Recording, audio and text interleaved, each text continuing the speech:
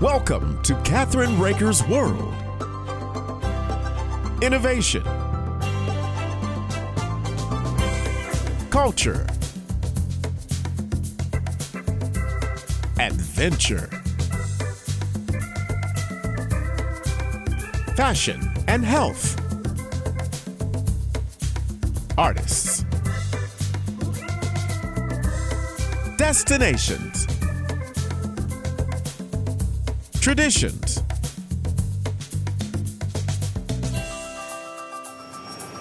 This is Kathryn Raaker's World.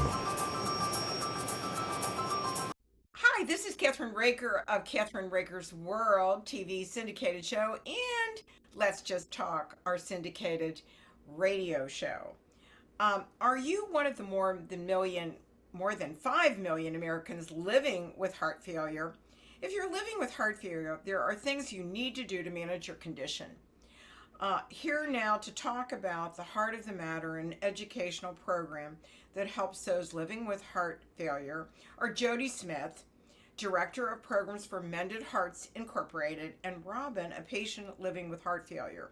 At the Heart of the Matter helps patients and their loved ones understand heart failure and the impact of worsening heart failure, and finding the right support is a key part of managing heart failure. Welcome to our show, ladies. I'm very excited. My mom had heart failure, and a lot of the people that I know had heart failure. So I think it's important, that people understand, what's going on with heart failure, right? So, Jody, Yes. welcome to our show. What is heart failure? Thank you, Kathryn, for allowing us to be here and raise awareness of such an important issue. As you pointed out, many people have heart failure. Heart failure is a very serious condition where the heart isn't pumping properly and it can't pump enough blood and oxygen to the body. It's a very common condition as people age. And in fact, 1 in 5 people over the age of 40 will have heart failure during their lifetime. But heart failure can really strike at any age. Wow. And that's important. And a lot of people, even though they've had it for a while, if they don't get their relatives involved and educated, right, on what's going on with them, right? And a lot of people are very stubborn. My mother was. But Yes. let me ask Robin this, if you don't mind. Robin, Sure. can you tell us and share your experiences living with heart failure and the impact it's had on your life? And you look great, by the way. Absolutely. Thank you. Thanks. You're welcome. Thank you for that compliment, Kathryn. Yes, I woke up one day and I was feeling horrible. My husband was out of town and I was staying at my parents' home. My feet were numb and my fingers were tingly. My lips were tingly. I was cold and clammy. I could hardly sit up in bed. I knew something wasn't right, so I had my parents take me to a local healthcare center. They then sent me on to a regional healthcare center, and I was life flighted onto a nationally known heart failure institute. It is shocking to hear your cardiology team tell you that your heart is no longer working, that one thing that you've relied on your whole life is no longer functioning and serving you properly. There are a lot of lifestyle changes that happen after you've been told you have heart failure. I used to be a runner. I had to become a walker. I used to do high impact aerobics. I had to then start doing Pilates and yoga.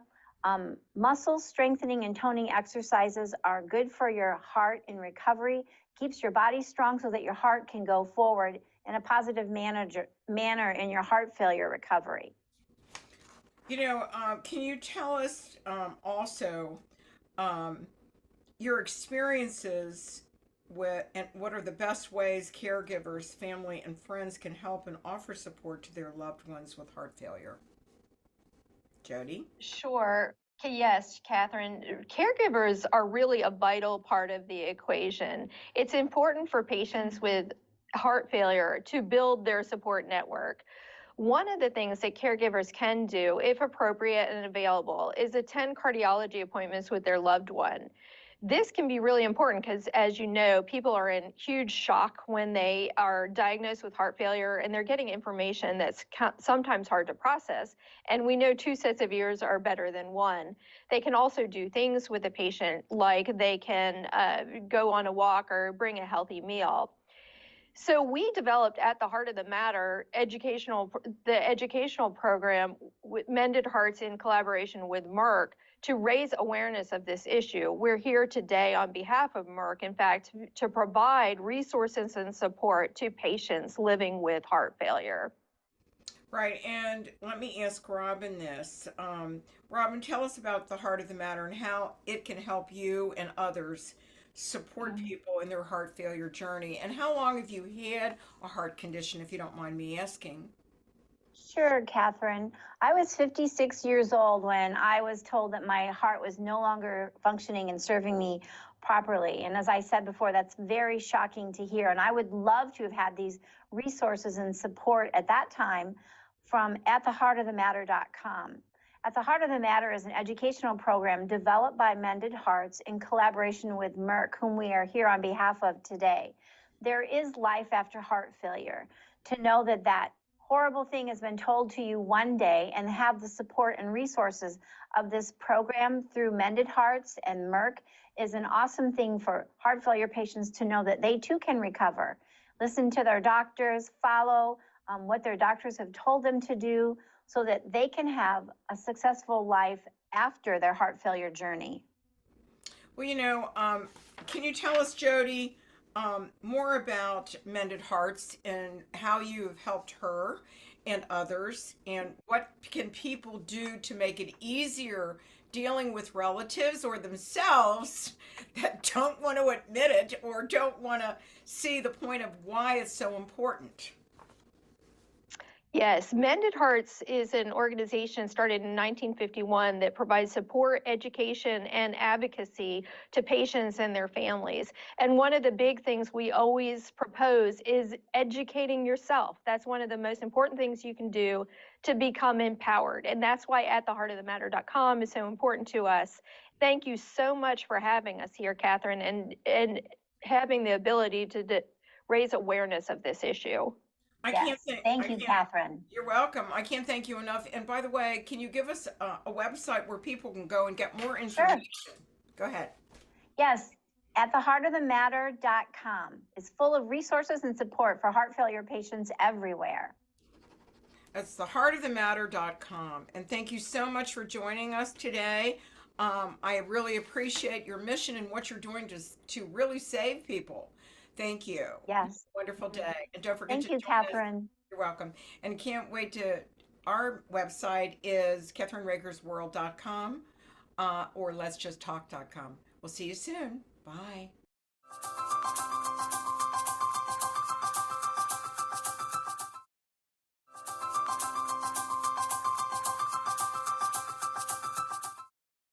Hi, this is Kathryn Raaker of Kathryn Raaker's World, our syndicated television show, and Let's Just Talk, our syndicated radio show. I have the pleasure and honor today.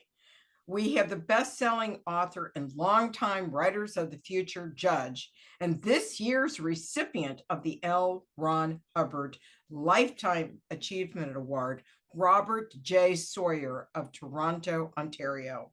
He's been on my show before, so we know each other. And the awards event took place on April 28th in Hollywood at the Taglia Complex with winners from China, Vietnam, South Korea, Romania, Costa Rica, Jamaica, United Kingdom, Canada, as well as the US. This year, Rob, who is a science fiction writer and futurist, has been I can't even say this. Hold on. Science fiction writer and futurist Robert J. Sawyer has been interviewed over 350 times, and today makes it 351 on radio, over 350 on television, and countless times in print. A member of the Order of Canada. He lives in Mississauga. I think I'm pronouncing that right. Mississauga. Like Mississippi, but Mississauga, Ontario, which is just outside of Toronto. And he is also the #1 leader in the number of award nominations as science fiction or fantasy novelist. And the second place goes to Stephen King. I think that's pretty exciting. Not too bad, eh? It's No, not too horrifying for bad. Stephen, but not too bad That's for the way me. it goes. So anyhow, and you also have a new book that we'll talk about later Yeah. in the show called Downloaded. And but we're talking about today about the L. Ron Hubbard Award, and the 39th volume came out on May 16th. And I'm pretty excited about that. I was supposed to be at the awards this year, but next year I'll be there. Well, I'll be there too, and you were missed this year. It was a terrific ceremony. I I have won the top awards in the science fiction field, the Hugo and the Nebula, but they don't have a ceremony anywhere near as elaborate as what we put on for the L. Ron Hubbard Presents Writers and Illustrators of the Future contest. And when I say we put on, I'm just a judge. It's Joni Labaki and Emily Jones Goodwin and Gunhild Jacobs, the whole team at Author Services, and of course, John Goodwin, who are responsible for this gala extravaganza.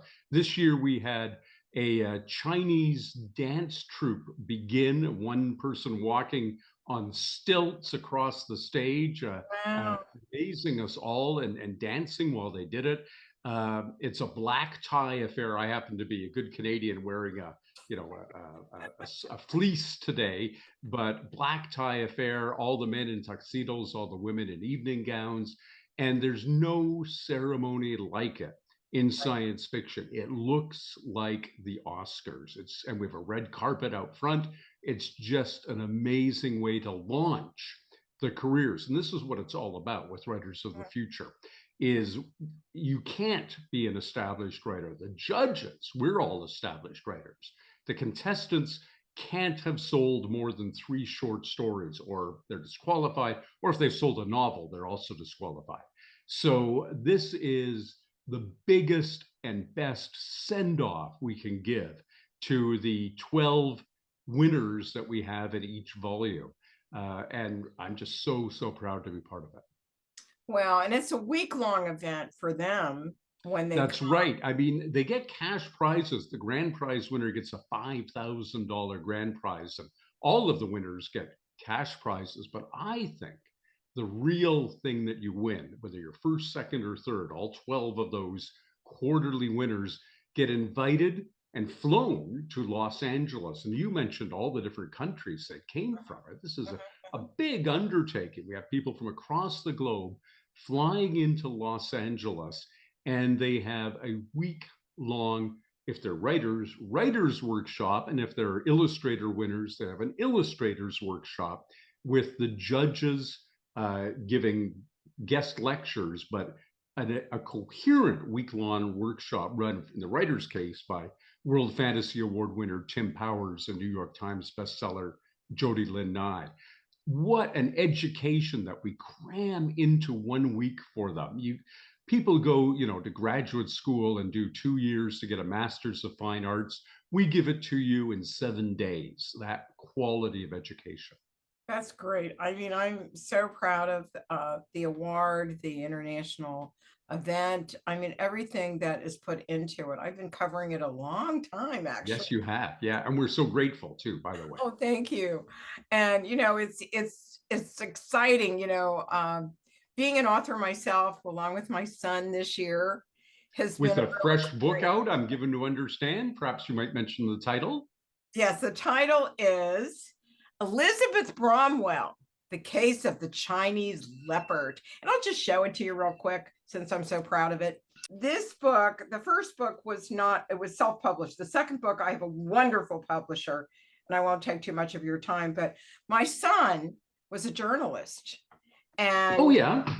And his wife has cancer, a rare cancer, and he wanted to get back into writing. And so in 2021, this book was almost complete, but I wasn't happy with it. So he came in and he said, "Mom, I'm going to help you." And he turned it into a major thriller. So everybody calls me up and said, it's a page turner. So That's wonderful. there's 7 more books. Okay, but I'm not a science fiction writer. I am a spy writer. Yes, So, a thriller and a spy writer. Thriller. But that's great. I mean, and I got my start as a journalist too, by the way. It's a very wow. good training ground because it Right. teaches you, as a writer, it teaches you got to produce material quickly, you've got to produce it to deadline, and you've got to stay on topic. You can't wander all over the place. Whatever you were assigned, you have to deliver. Right. And that's one of the lessons that we try to underscore at the Writers of the Future workshop, that you have to, no matter how lofty your ambitions might be, and I encourage them to have lofty ambitions, Right. you have to treat it like a business. If you tell an editor you're going to deliver a manuscript on a certain date, you better deliver it on a certain date. Editors have long memories and they talk to each other. I love that. I absolutely love it, because that part of it is like there were like 2 or 3 editors. Yes, yes. And when you're doing it from long distance, my son's in Phoenix, and Oh, wow. I live in Cincinnati, so it was like night after night. It was like, and then I have to share this with you because you've probably gone through this yourself. The last draft, yes, sent me, and I was up at 10 o'clock, and I couldn't go to sleep after I read it. It was so tense, so exciting. And that's what science fiction is all about.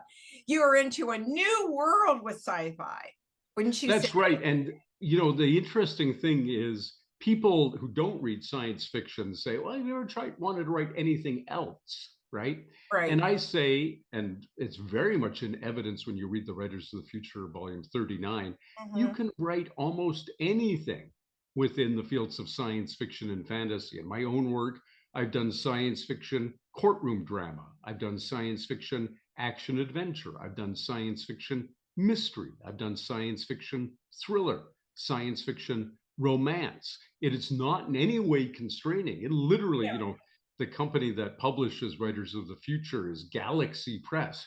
You have the whole galaxy and all of time to set your stories in if you're a science fiction or a fantasy writer. And we see a breadth and depth of imagination in the stories that are submitted. Now, the judges, like myself, we only read the finalists. Jody Lynn Nye and our team of Carrie English, our team of first readers go through the material, because we get thousands of submissions each quarter, out of which we pick 1 first place, 1 second place, and 1 third place. It's a big winnowing down process, but it's a hard winnowing down process because the quality of submissions is very high. It's not like most of it is garbage and it's easy to pick the 1 or 2 good ones. No. We get excellent material from all across the globe. Wow. We're going to take a short break here, because if I don't, my sponsors, whatever. Yeah, go right ahead. That's right. So where can people buy, Robert, where can people buy the 39th volume? It should be in bookstores everywhere as of now. It has had its official release. So you go to your local bookseller, your local Barnes & Noble, or of course, if you prefer to buy online, Amazon and all those places have it as well. And remember, and this isn't just true for Writers of the Future, it's true for your book, any book by me or anybody else. Any bookstore can order any book. So if they don't have it in your local shop and you want to buy local, just go up to the cash desk and say, can you order a copy for me of this year? It's number 39. So Writers of the Future, volume 39, and they can get it for you in a matter of days. Any bookstore can, but it's available ebook and print edition, and we're doing audiobook for the first time this year as well. So very exciting. Great. That's wonderful. We're doing an audiobook too. And I think isn't that cool? It is cool, whole new way to consume fiction, right? Is audiobook. Yeah. Right. And I think doing an audiobook really gives the world, it opens up the world for any author or writer, because there's so many people that just don't have just hearing problems. They have eye problems. Maybe they're not used to reading that much. And it really gives them an adventure to Well, listen. there's also, I live in a big city, Toronto, and the average time that people spend commuting is about an hour each way, right? Wow. Each day. So that's 2 hours a day, 10 hours a week of commuting. Well, that's an audiobook. An audiobook is 10 to 15 hours of listening. You can get through a book a week, in addition to whatever reading you might do, on your easy chair by the fireplace or whatever. It's a great way not to replace the printed word, but to add to your ways in which you can take in fiction. Okay, so here we go. We're going to take a short break and we'll be right back with Robert J. Sawyer, and who is not only a best-selling author, but the recipient of the L. Ron Hubbard Lifetime Achievement Award. Robert J. Sawyer of Toronto, Ontario. We'll be right back.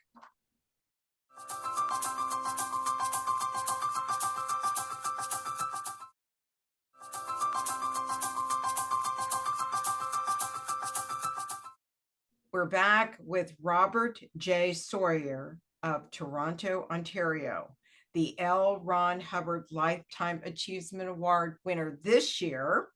And we're so excited about having you back on the show because you, as a judge, you do a lot of education and teaching in the week that the winners get to come out to Hollywood, correct? Yes, absolutely. And I just want to say, you said the winner this year, they don't give the award every year. It's been 5 years Oh, sorry. since they last gave a Lifetime Achievement Award. It's a very special thing. So I'm delighted, that they kind of said, hey, it's about time for another one. And they looked around and landed on me. But yes, I do some teaching at the workshop. And what I always emphasize is different than what a lot of the other judges emphasize. We have a lot of judges who write very, very fast and write in other people's universes, for instance, Star Wars, Star Trek, Dune, X-Files, what have you. And I don't do any of that. I say quality is at least as important as quantity. And I like to think that the reason that I got singled out for a Lifetime Achievement Award is there are people who have many more novels than I do. There are people who have hundreds of novels. I have 25 now. But every one of them I'm proud of. Every one of them I poured my heart and soul into. And I tell the students, you're going to hear an awful lot about the business of writing this week, but don't forget that you're an artist first and foremost, and that science fiction is a literature even before it is a business. It's literature, and you are artists, and you're starting your careers as award-winning artists. So, don't backtrack and become schlockmeisters, right? Do the best work you can every single time. And as I said in my L. Ron Hubbard Lifetime Achievement Award acceptance speech, maybe in a decade or two down the road, you'll be back on this stage getting a Lifetime Achievement Award because of the quality of your work. I'm so thrilled for you for Thank all you your so work, much. and thank you for the mission. You're on a mission to help writers. I really am, and the reason is this. Other writers helped me when I was starting out. And Robert A. Heinlein, who was a contemporary of Hubbard's and a big name science fiction writer, when he was helping writers out, how can I pay you back? And they said, you can't. There's nothing you can do for me, but you can pay forward. When the next guy in line is coming up behind you, give him or her or them a hand. And I thought that's absolutely right. I would not be here today if others, including Algis Budrys, the founding director of the Writers of the Future contest, the founding judge, A.J. Budrys, including him, if he and others hadn't given me a helping hand at the beginning of my career, you and I would not be talking today. So I have a moral obligation, but it's also one of the great pleasures of my life to help those who are coming up behind me. So I want to end the show now. Where can people purchase your new book downloaded, and also the 39th volume of L. Ron Hubbard's? 39th volume of L. Ron Hubbard Presents Writers and the Illustrators of the Future should be in bookstores everywhere. And it's certainly online at all your online book and ebook retailers. The downloaded will be out in July from audible.com worldwide. And because I'm Canadian, they're also doing a French language version as well as the English version. And it'll be out in print early next year. And I'm very excited about it. The Downloaded by me, Robert J. Sawyer. Thank you so very much. And don't forget to go to our websites at KathrynRaakersWorld.com. And also on there, you'll see all of our things that we do, from our cooking show to our radio show and the Kathryn Raaker's World show. So we'll see you soon. Thank you so very much. Have a wonderful day and a wonderful year coming up. Thank you. And we'll see you soon on Kathryn Raaker's World, and let's just talk.